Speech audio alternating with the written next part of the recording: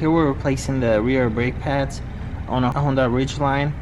It is recommended to replace the rotors, especially if you got a lip here, and that it's an indication that your rotors have worn down, or if you see that they're not wearing even, then you want to replace these rotors. In this case, we will describe the steps on how to replace both. We're only replacing the brake pads in this vehicle. So the procedure is very simple and straightforward. First, you want to jack up the vehicle and then support it with jack stands. Don't just rely on the jack alone. You have to have jack stands underneath, just for safety reasons. And it does also help to just slide the wheel that you remove, just slide it under the vehicle. So if the vehicle does fall, it's going to fall on that wheel, and it's not going to injure you. It will damage the wheel and the vehicle might get damaged, but at least you'll be safe. The first thing that you will need to do is loosen up these bolts right here.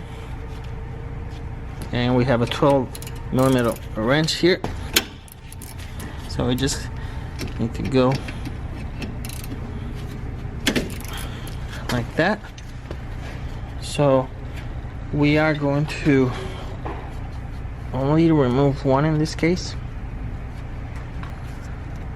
Now you take a flat head screwdriver, insert it right here. You can see the tip is coming out, and then you push this back. Okay, so what that did is it pushed this piston back in. It pushes the brake fluid back into the brake fluid reservoir, but this makes space for the new brake pads. Okay, so next we want to use a 17mm wrench on the back here to hold that, and then remove this bolt. It's pretty loose. We can just take that off by hand. Okay, so now if we are only replacing the brake pads, that's basically all we need to take off, because you can lift this up and change the pads and these right here. But if you are replacing the rotor, you will need to go a step further. You have two bolts here, one in the bottom there and one up here. You got to break these loose, and then you remove the brake caliper bracket right here. You take this off.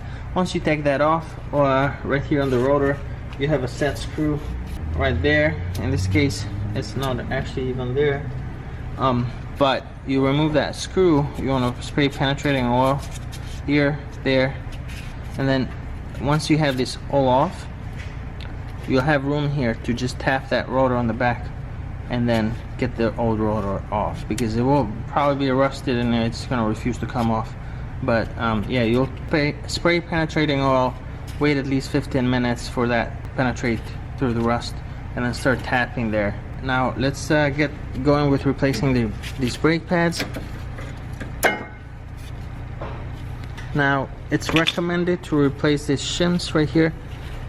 These pads that we have, they do not come with new brake shims, but it's ideal if you can replace those every time you replace the brake pads. If you don't have new ones, then what you could do is clean these ones really good, and that's what we're gonna do in this case.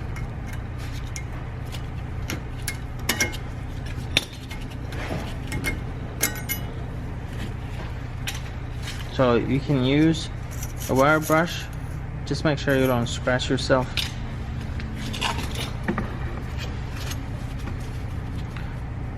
This works a little bit better.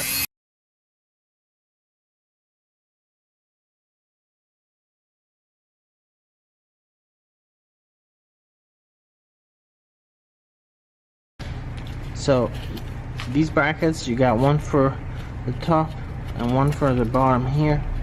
So what you want to do is you're going to put a little grease on both of them where the brake pad is going to make contact, because that will just make sure not only the brake pad doesn't vibrate, but what's even more important is that it doesn't get too much rusted.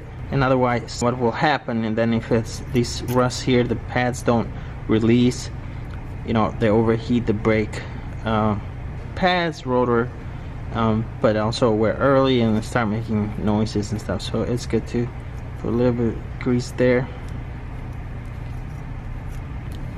on both sides.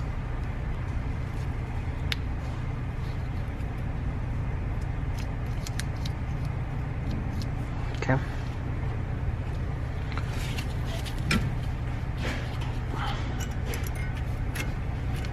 So we push this up.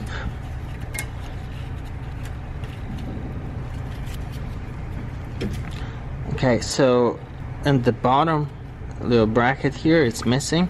We're gonna need to find a new one and install it. For now, we're gonna put the pads back together, but you want to install both of them. Make sure you have that, otherwise you're just gonna have these pads that are just not tight, they're fitting properly. The other thing that you want to do is, even though we didn't remove this here, you might want to remove that and then pull this out. These actually come out, these guide pins, and you can put grease on them. You can see there's grease on this one. That's got to be grease on the upper one as well. But if they don't have, they're dry, you got to put a little bit of grease on there, and you saw that. So move that in. You can see that pad is actually a little bit loose. That's because this lower bracket here is missing, so that's not good. Now this pad with this wear indicator on the back goes on this side. What this does is, where the pads were really low, it starts making a screeching sound before you actually hit the metal, before you hit this metal. So just telling you, like, hey, it's sounding really bad because you need brake pads really soon. So, okay. Alright, so we have that. Now what we're going to do is we're going to put a little bit of grease on the back here where this cylinder pushes on the pad. That eliminates any squeaking vibrations that could happen on these rear brake pad. The same thing, I'm going to put a little bit of grease on these points right here.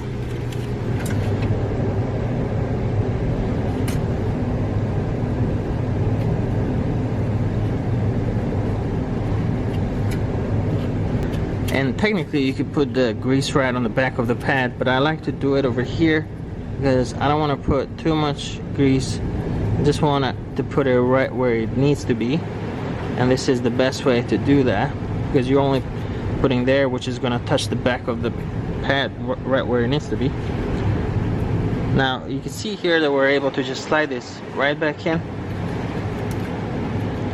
but if you didn't push with a screwdriver that piston back in, you wouldn't be able to do this. You won't have enough room here. Okay, so we start this here, start threading that by hand, and then you want to tighten this. Now we do have further instruction, torque specification in our step-by-step guide below, so make sure to follow that if you're not sure how tight to get these bolts.